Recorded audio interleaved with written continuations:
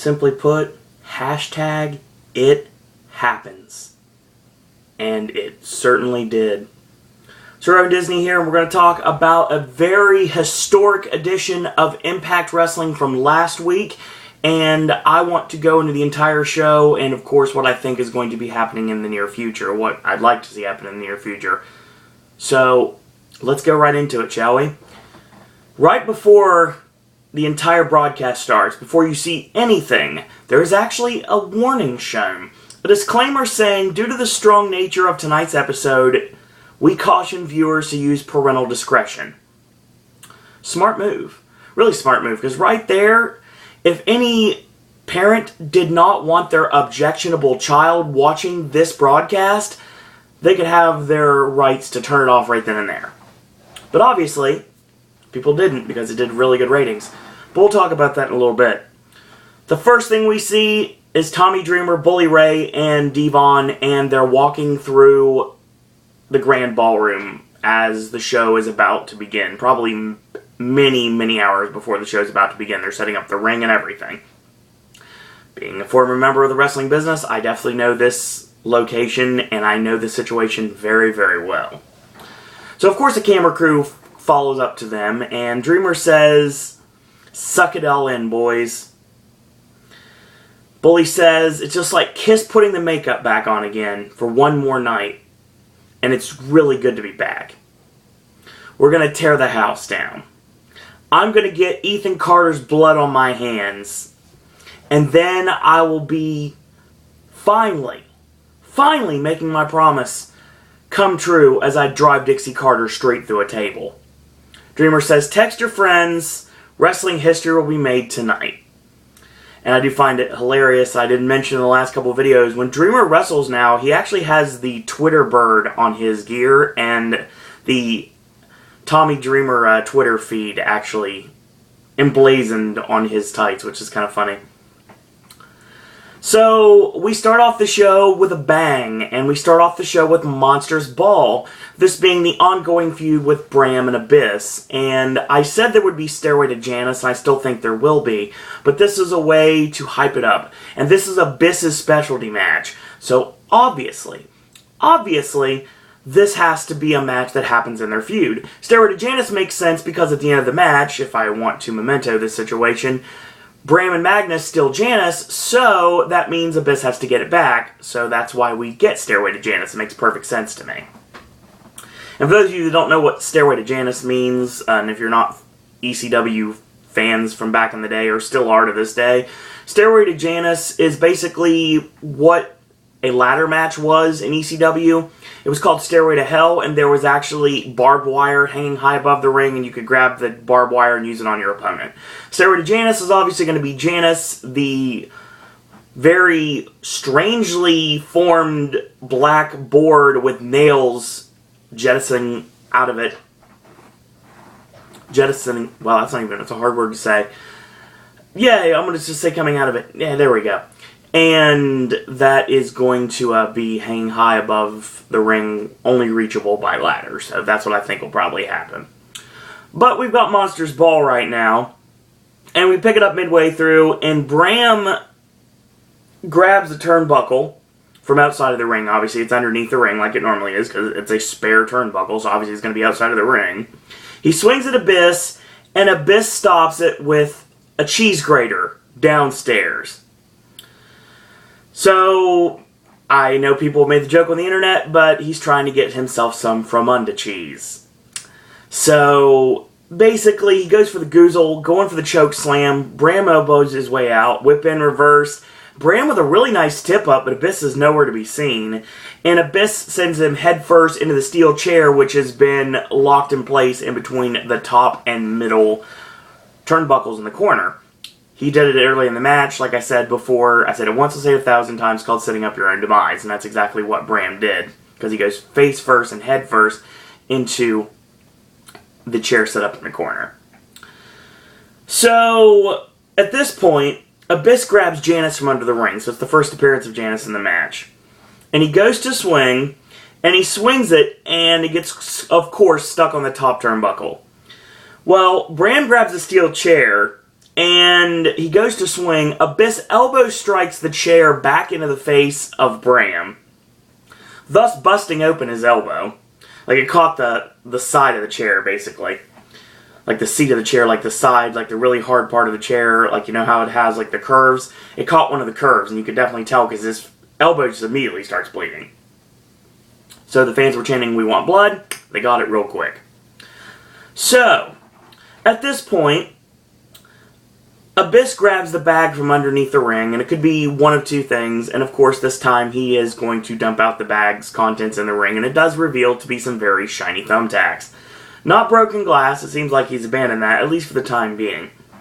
So, that ends up happening, and a cane shot from Bram to the top of the head, which hurts, by the way. If you've ever been hit with a Singapore cane, yeah, it hurts pretty bad. Well, then he hits him 2 times, and he gets stopped by Abyss going for the choke slam. Bram punches his way out and grabs Janice. He goes to swing. He gets stopped by another Goozle, and he gets choke slammed on the thumbtacks. So Bram is a human pin cushion rolling around the ring, and it works. Abyss grabs Janice to try to finish off Bram once and for all. Magnus runs out from the back and takes Janice away. This distracts Abyss, but not before Magnus eats a punch from Abyss, knocking him off the ring apron. So Bram spears Abyss through a barbed wire board which has been set up in the corner. Abyss set up his own demise, just like turnabout is fair play, just like I said before. And then Bram hits Abyss in the stomach with Janice. He keels over. Bram makes a cover, 1, 2, 3, and then after the match is over, Magnus and Bram steal Janice and bomb out. So this feud will continue, and like I said, it has to lead to Stairway to Janice, because now the bad guys have possession of the weapons. Obviously, Abyss has to get it back somehow, so Stairway to Janice is exactly what the doctor ordered. Really good hardcore match to start off the show. Definitely very ECW-esque back in the day, back in the beginning days of ECW.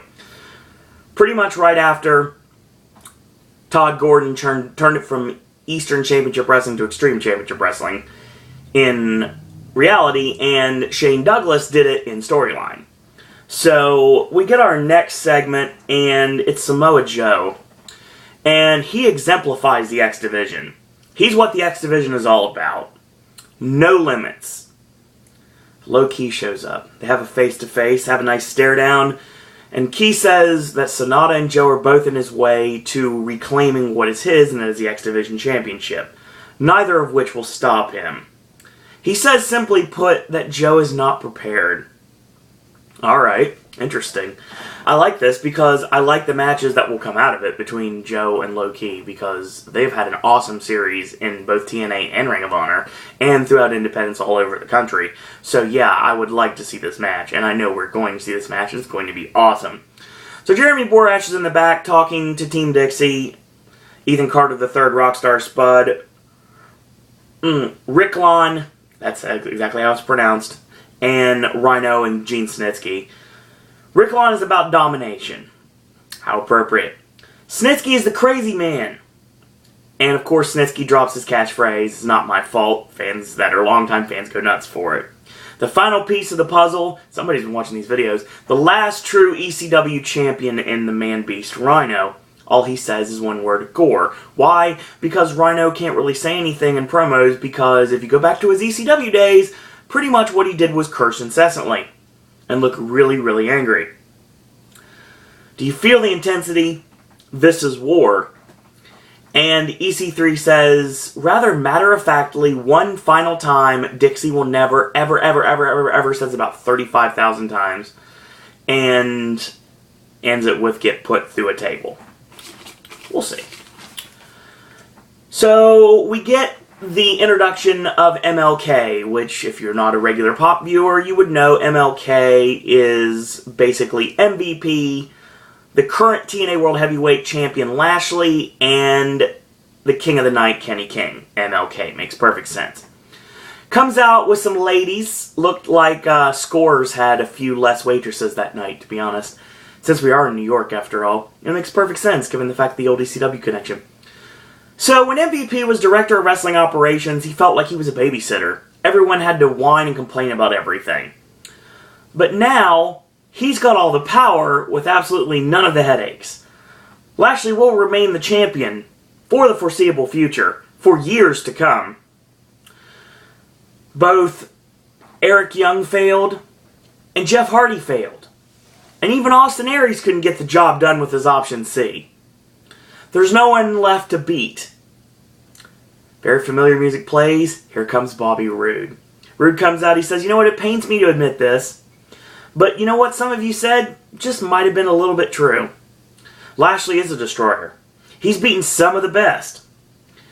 And he's one of the most dominant men to ever hold the TNA World Heavyweight Championship. As Roode gets in the ring, he's saying this. So MVP tries to cut him off. Lashley standing there all stoically. Kenny King is basically just standing there drinking it all in like he always does. And when MVP speaks, Roode says, shut up, I'm tired of this. I don't want to hear you talk. As a matter of fact, I'm here to not talk to you, I'm here to talk to Lashley. Roode, of course, goes through his pedigree. He's a former TNA World Heavyweight Champion. The longest reigning TNA World Heavyweight Champion in company history. MVP knew that fact. That's why he came up with a way to suspend him, to take him off television, to keep him out of the title picture. Makes perfect sense to me. But Roode does know what it means to be a champion, and what it takes to be a champion. See, this plan was pretty much foolproof, because when they saw that Roode was a threat, they made him go away.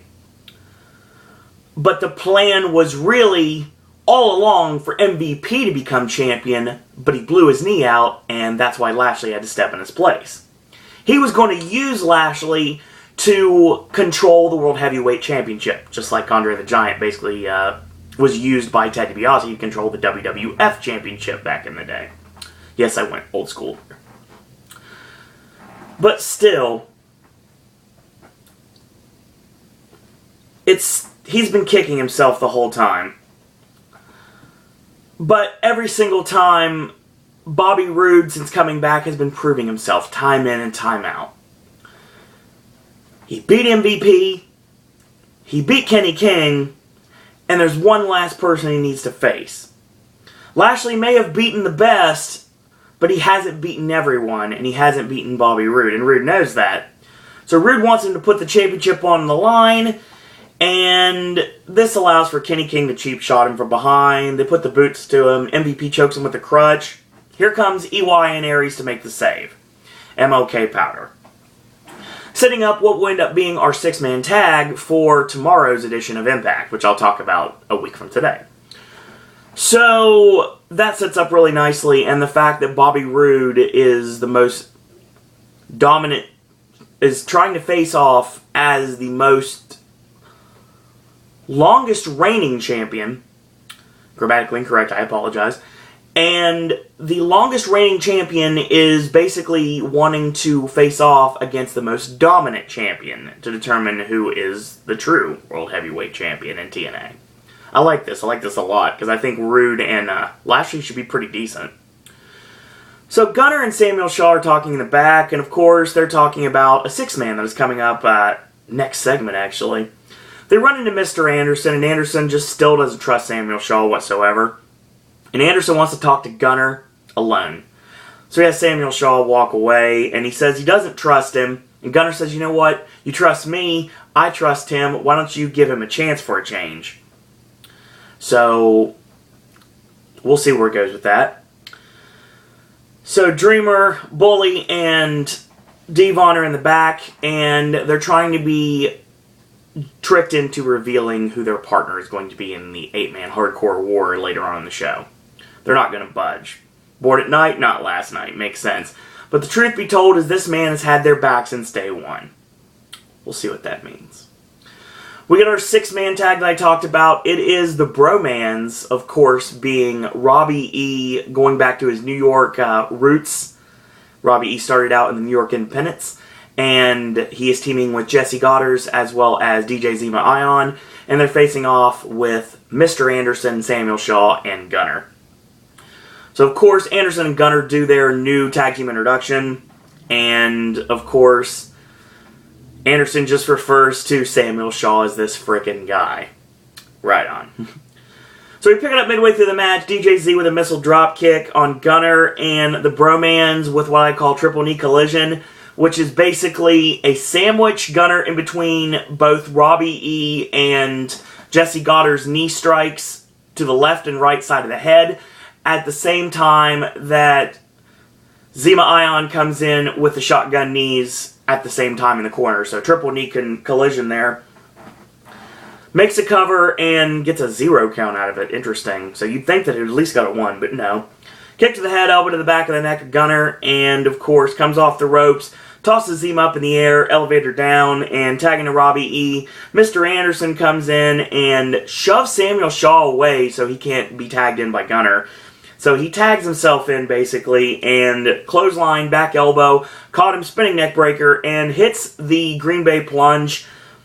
Gets countered, and this time he charges in. Robbie E gets the elbow up, and he goes to the middle rope, gets caught, going for the mic check, and Jesse from behind clips the knee, and Gunner comes in. He gets tossed.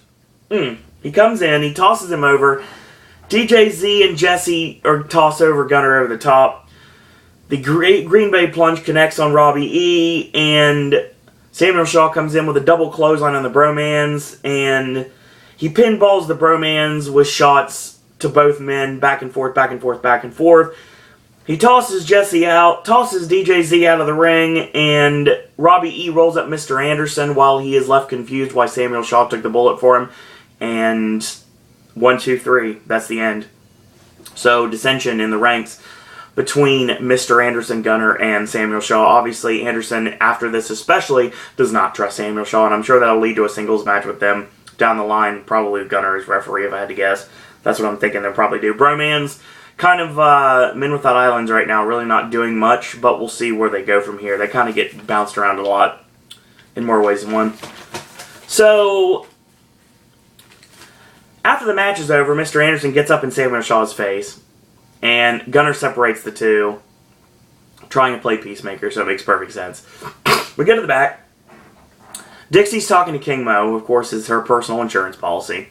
She's not afraid of Bully Ray, and she asks King Mo for whatever reason about how many wins and knockouts he had. He's like, I don't even know anymore. I've knocked out so many guys. And it's like, okay, sure. So, and Dixie's like, you know what? That's the reason why he's with me. And I was like, okay, that makes sense. My nephew will get the biggest victory of his entire life. I tend to recall a tag match, a handicap tag match with EC3,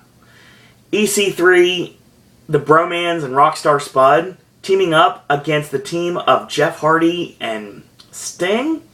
And I do recall that Sting was actually pinned by EC3, so wouldn't that be the biggest victory of his life? Revisionist history, gotta love it, folks. So, Dixie says this is going to be the end of Bully Ray.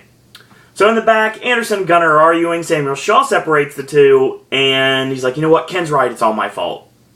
And Anderson, of course, left beside himself because he was proven wrong. But of course, he's not going to admit that he was proven wrong, so he's going to continue to hate Samuel Shaw. Makes sense, right? So, here we go, folks. 8-man hardcore war, and this is elimination style. It's basically War Games without a steel cage. And it is the team of Team Dixie, which is Ethan Carter III, Rick Lawn, Snitsky, and Rhino, against Dreamer, Bully, Devon, and a mystery partner. So usually I would do this from, I'd wait several minutes. With the way the match flowed, I had to do it all. So I have basically a page... dear God. I have a page and 2/3 of a page of notes. So keep with me here. So this is the hardcore war. Every single person that comes into the ring has a weapon. Carter brings a baseball bat. How appropriate given the fact that he pinned Sting. I.e. look at the promo from the last segment. A couple segments ago, technically, because I guess every interview would technically be a segment. I don't know, I've never done television wrestling writing before. I've done booking, there's a difference. There's an extreme difference. So Dixie comes out, and she is seen in the balcony with King Mo wearing a Dixie Fears... That's funny. A Bully Fears Dixie shirt. A gray Bully Fears Dixie shirt. And she's sitting with King Mo, her insurance policy, and she's going to watch the whole action. Tommy Dreamer is the first competitor for the ECW team. I'll call it what it is. And he brings out a Singapore cane. Again, how appropriate. Because the Sandman, if he would have been able to make this, I'm sure he would have been a part of this, to be honest, because it would make perfect sense. So right away, EC3 gets pulled under the bottom rope, and we start the fight. And apparently Dreamer was talking to a ringside fan and got something. Apparently he spat something in his face. I don't know if it was beer or soda or what it was, but it's Dreamer. Could be either one. So I think that he spat like beer mist in his face, kind of like what James Storm does. Dreamer whips him in, and it gets reversed. And of course, that ends up getting stopped by EC3, sending him hard into the ring steps. So he mounts the punches on the top of the steps, 2 big stomps, ducks the clothesline, reverse neck breaker, EC3 back into the ring. So he gets the cane, he gets the pump handle, cane-assisted suplex, and a 20 punch, not a 10 punch. He bites the forehead, and he stares at Dixie while he's doing so. How appropriate. Slingshot to the bottom rope, and Rhino is next. He comes in with a garbage can lid, and he runs out, and he swings at Dreamer, nails him right in the top of the head. Stomps away, there's a cane shot to the back, and then to the head. He stomps away, whip in, charge in, boot up, spine buster on Dreamer. EC3 grabs the Singapore cane, a shot to the back, and he tosses Rhino in, shot to the back on him, and he chokes him away. So EC3 comes back, and Devon is next. Comes back with a cane shot to the back is what it was. And Devon is next to even the odds with a trash can. So we had a lid, Rhino grabbed the lid, he grabs the actual can. Ducks the clothesline from EC3, nails Rhino, then Carter, then a can shot to EC3's head. 3 right hands to Rhino, a whip in reverse, Fez press by Devon on Rhino, and a leaping falling headbutt, lid to the head of Ethan Carter III, and Dreamer with a cookie sheet to the back of Rhino. We come back to live action with the commercial break, and Snitsky's entered, Rhino choking Devon with a dented can lid, and Bully Ray evens the odds, coming in as the second to last member of the team with his trademark chain. Double leg on Snitsky, nails Rhino with a trash can right in the head, then EC3 in the head as well. Bully repeatedly hits Rhino, then EC3, then Snitsky with trash can shots. So he tosses him up, tosses a can up in the air, and it falls hard to the canvas, right on Snitsky's leg. That was not done on purpose. So he whips Carter with the chain and punches in the corner, and he bites the forehead of EC3 and Devon with a 10 punch on Snitsky. Dreamer takes the chain and rakes it across EC3's forehead, which is now busted wide open. So Devon grabs the cookie sheet, nails Snitsky in the head. Bully whips Snitsky in the nuts with the chain, and Devon canes EC3 in the ribs. Bully comes in with the chain and clotheslines EC3 down. Dreamer's caning Rhino, Devon choking EC3 with a cane. Ricklin finally comes in, and a steel chair is his weapon, because that's apparently what he has left. Chair shot to the ribs of Bully, and then he hits him in the back. So he nails Dreamer in the back, and Ricklin charges in with Uranagi on on Devon, I read it wrong. EC3 pounds away on Bully and chokes him away, screaming in his face. Rhino's choking Devon. Dreamer with a drop toe hold on the open chair, like he used to be in the Raven feud back in ECW history, of course. That was by Snitsky, of all people. So Carter's choking Bully with his own chain. The lights flicker, strobe lights. Who's in the ring? Al freaking Snow. And everyone in the crowd, like old-timey back in the ECW days, everyone has a styrofoam mannequin head. He comes out with head, and what does he do? He runs out, and he ducks Snitsky's clothesline immediately. He gives head to Snitsky.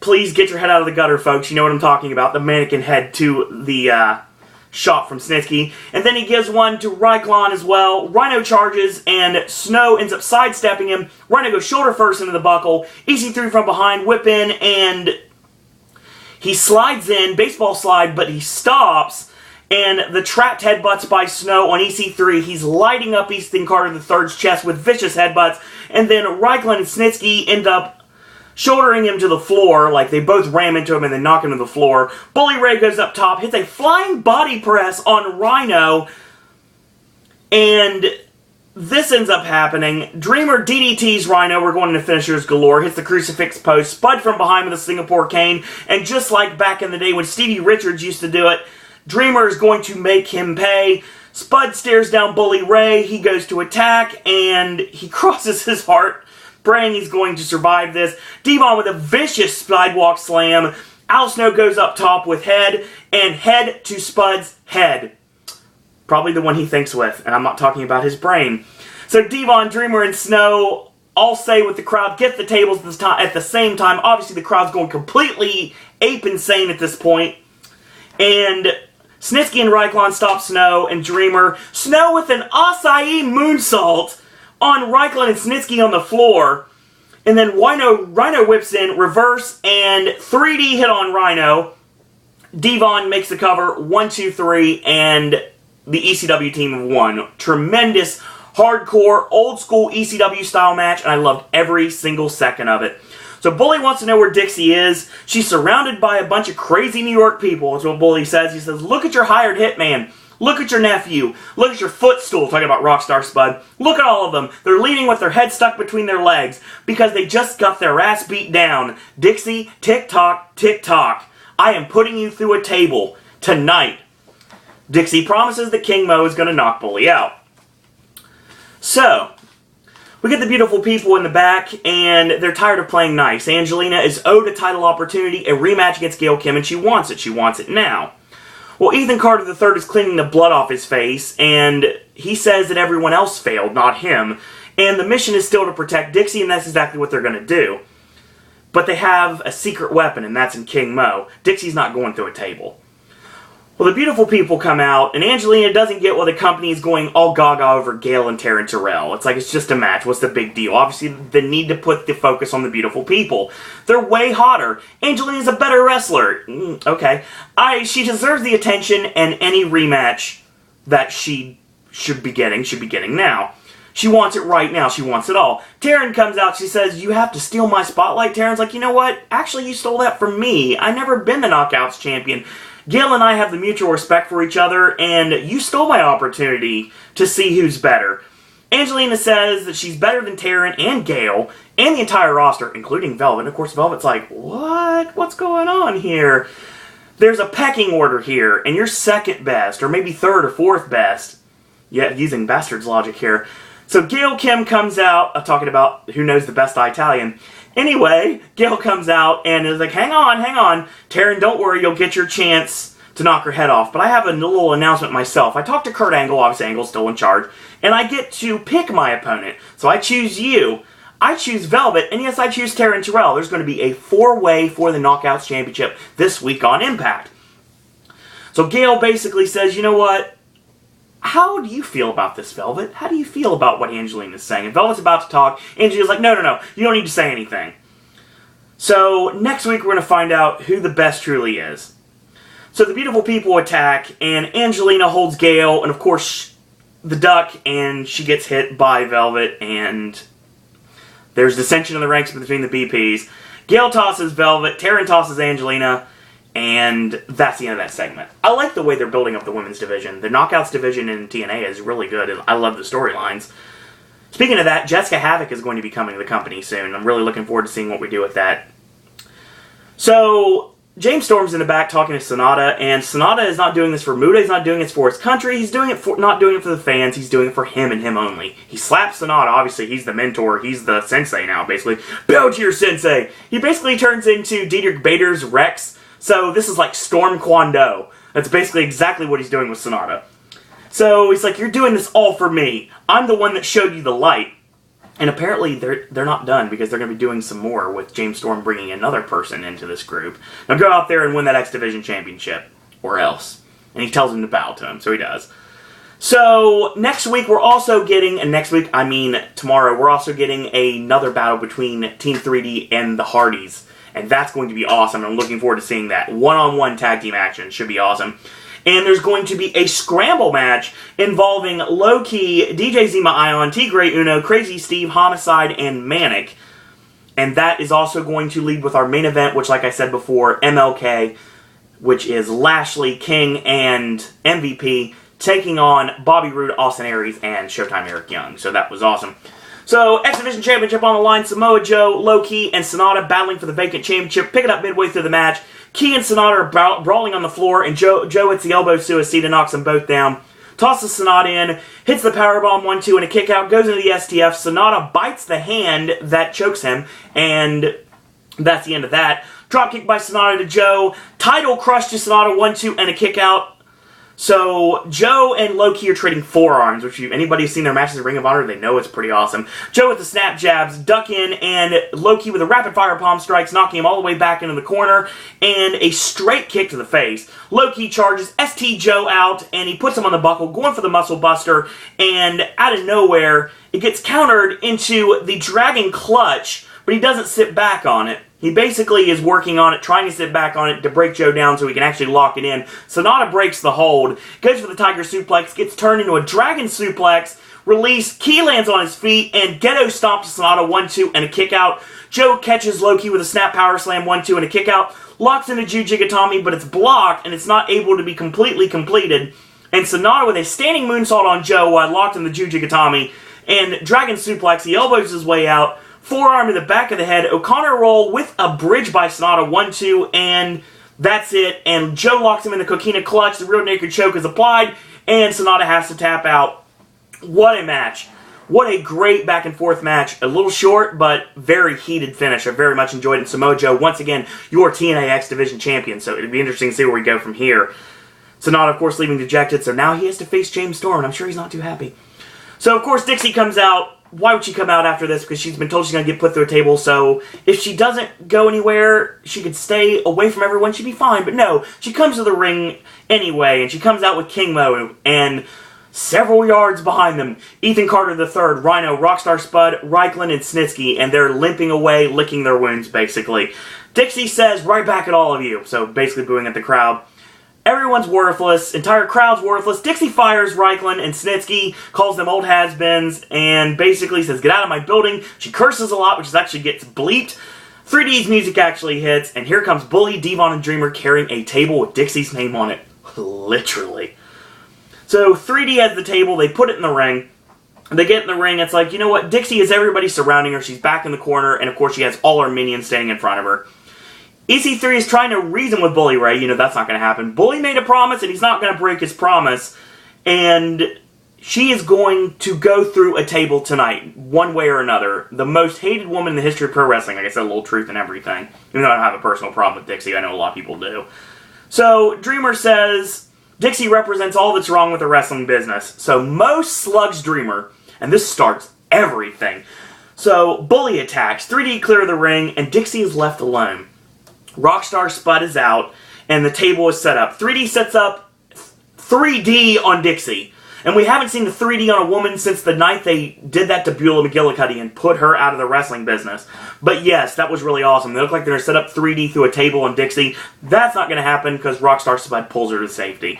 And goes to leave, and he is stopped by the entire babyface locker room walking down the ramp, and now thus surrounding the ring as Dreamer picks up Dixie, as we see Rockstar Spud faint from having to face the entire babyface locker room, which is hilarious, by the way. Throws Dixie into the ring, and Dixie is put on Bully's shoulders. The crowd's going nuts, going absolutely crazy. They know what's going to happen. The anticipation is building. It's building. It's building. Bully's got Dixie up, and Bully comes off the top rope and super bombs Dixie Carter through a table. I have never heard a bigger pop in Impact history, and it was incredible. Fans were chanting TNA. Bully's face was in a trance, like he didn't realize what he did, and Joe is filming and taking pictures with his iPhone outside. That was awesome. And like the entire locker room is happy because the reign of Dixie Carter is finally over. And what an end, a very fitting end to a very successful storyline from TNA. This from top to bottom. If you are a fan of old school ECW nostalgia, I know it's been done to death a billion times, but this actually works really well. And they delivered a payoff that actually delivered. This was a great show from top to bottom. I enjoyed every second from this, to be honest. And the battery's about to die, so I'm going to quickly go into this real quick. Hold on. There we go. Well, Abyss and Bram delivered a great Monsters Ball match, and all the promos were on point. And, you know, I love the dissension between Shaw, Gunner, and Anderson. That was on point. MLK setting up their feud with Aries and Rude and Eric Young, and of course the Lashley and Rude series, which is going to happen soon, which is going to be spectacular. Looking forward to that. I like the Knockouts division, everything they're doing with that, the way that dissension between the beautiful people, that works really well. The stuff with Gale and Taryn having the mutual respect for each other. They're going to have one last match, and it's going to be amazing. I'm pretty sure it happens at Bound for Glory. Unless, actually, I think Jessica Havoc gets the match with Gail Kim at Bound for Glory the more I think about it. And that's the right direction to go. Joe Sonata and Key put on a great match. Really short, but still very effective. Joe is once again champion. Sonata now has to go crawling back to James Storm, and I'm sure there's going to be hell to pay for not getting the job done from the Cowboy. I like the 8-man hardcore worked out really well. Very old school ECW nostalgia, and that's what this whole storyline was. I loved every second of it. And this right here is telling me why Impact belongs in New York, and Impact belongs in the United Kingdom, because that's where it's the most over. So that's it. That's what's happening tomorrow on Impact. Looking forward to that. And Impact Wrestling fans, join me again next Wednesday. Wrestling fans in general, you can join me for NXT and SmackDown coming up later this weekend, as well as SummerSlam coming up as well. And Raw, and of course, we're going to kick back into Impact next Wednesday. Regular fans of this channel, obviously, Halloween Horror Nights videos are coming tomorrow. We're actually going to be talking about the originals, which just got announced, which I'm going to mention that. And An American Werewolf in London finally gets its announcement in Hollywood the other day, so I'm finally going to be able to talk about that. That's going to be taken care of. AJ will be bringing you 2 movie reviews this week, both Friday and Saturday. Friday, we're going to be talking about The Expendables, and Saturday, we're actually going to be talking about The Giver and Boyhood. So there's a lot of things coming up for these videos. 6 reviews on each video. Brand new Versus coming up on this Sunday, continuing the Aronofsky train, ending in the end of August. No, we're not doing a final Aronofsky Versus at the end of August, so sorry about that, but you will get one more, and that's going to be coming up. So in the meantime, if you like these videos, tell your friends about them, leave a comment, do subscribe, help spread the word about Pop. If you haven't yet, go to Facebook, click like on that Facebook fan page. It's Sir Owen Disney Pop. And if you haven't yet, you can friend request me on Facebook. It's Owen Disney. Follow me on Twitter at Sir Owen Disney. Last but certainly not least, you want to send your thoughts, comments, queries, and opinions. Want to talk Halloween Horror Nights with me, Disney, Universal. Want to talk wrestling, Impact, TNA, all over the country. You want to talk about being a popcaster, send your content, SirOwenDisney@gmail.com. In the meantime, I want to thank you guys and girls out there for watching. And until tomorrow, boys and girls, that's all I got to say about that.